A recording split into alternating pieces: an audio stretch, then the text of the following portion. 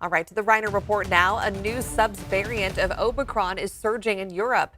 And then what happens overseas does not stay overseas. So what does this all mean for California, just as people are starting to get used to the eased restrictions? So political reporter Morgan Rynor is joining us now in the newsroom. And Morgan, we really just are not done with this pandemic.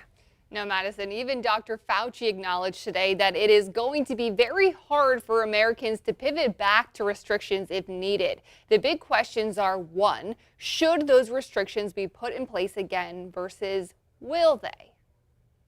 Berkeley epidemiologist John Swartzberg said the Omicron subvariant BA.2 is more contagious. And it's about 30% more transmissible.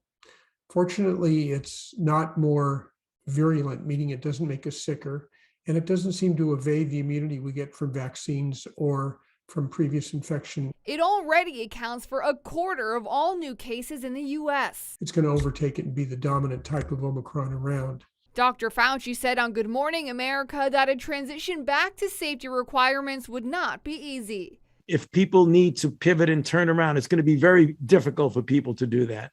Swartzberg said it might be necessary. Right now, we're at a very low number of cases. We're in a really sweet spot right now. So having mask mandates doesn't make a lot of sense. But people have to be prepared for the fact that we may have to turn around in 3 weeks, 5 weeks. But UCSF infectious disease Dr. Monica Gandhi said only if hospitalizations surge, not cases. But she doesn't think that will happen with this variant. I'm feeling pretty good about our rate of immunity in California with our 74% vaccination rate, plus a lot of Omicron natural immunity, hoping just like Denmark and other highly vaccinated areas that we're going to stay safe with BA.2. I requested an interview with the California Department of Public Health today. They denied it. I followed up with questions they could answer by email about whether they would reimpose requirements if we saw a surge, either cases or hospitalizations. Did not hear back by the time this aired.